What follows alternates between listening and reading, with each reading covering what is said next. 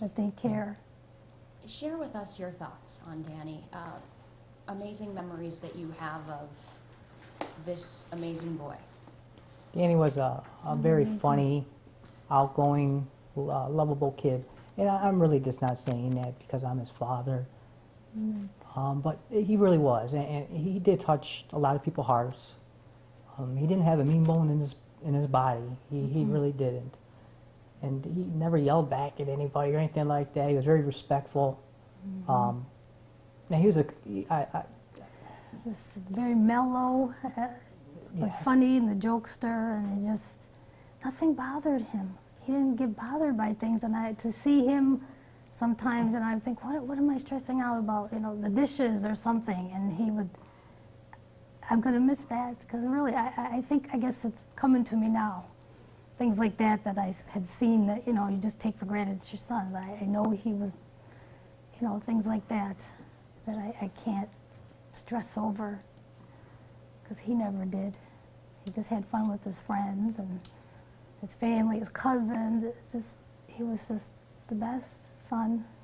made fun of us because he was always taller than us, doing this, you know. Anyway, I laughed, you know.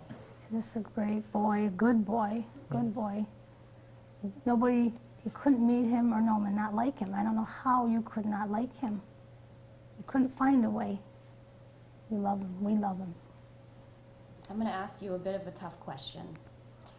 Can you take us back to the moment when you first heard the news, when you first learned of what was going on at that high school?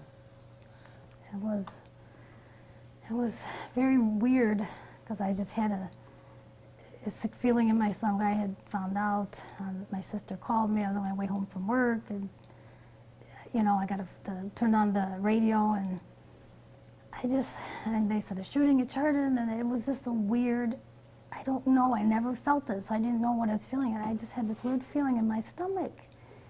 I guess that's like a mother, you know, and I just immediately tried to call and text him, and anytime I would do that, he always respond right away, because he loves that kind of stuff, computers and text that he knows, and he didn't text back, he didn't call, and that just, you know, made it worse.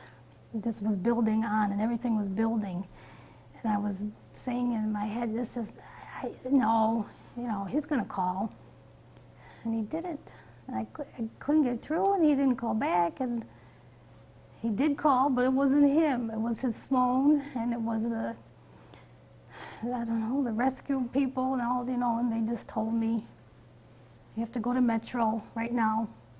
You know, they're life-flighting Danny, and I didn't really process it. I wanted to know. I said, let me talk to Danny. Let me talk to Danny. This is his mom, you know. He needs his mom. And he wouldn't, and he didn't say anything, and it was weird. It was just too weird, and I couldn't. You have to go to Metro right now. You have to go there. He's being life-flighted. Repeat that to me, you know, repeat that to me. And I said, okay. And then called him, and we didn't know where we were going, and we couldn't get to him. We couldn't get there. We just wanted to get there and be with him, and we just couldn't, and it just took too long, and I just wanted to see him, and just finding that out is just the worst. Your life is over. The way you knew it, the way we did knew get there. They put us in a room with a bunch of social workers, and we knew something was bad just from the life flight alone, but they wouldn't let us see him. Well, we insisted. Yeah. We weren't going to be denied not seeing our son. Yeah, that's what I said. So about 5 minutes later, they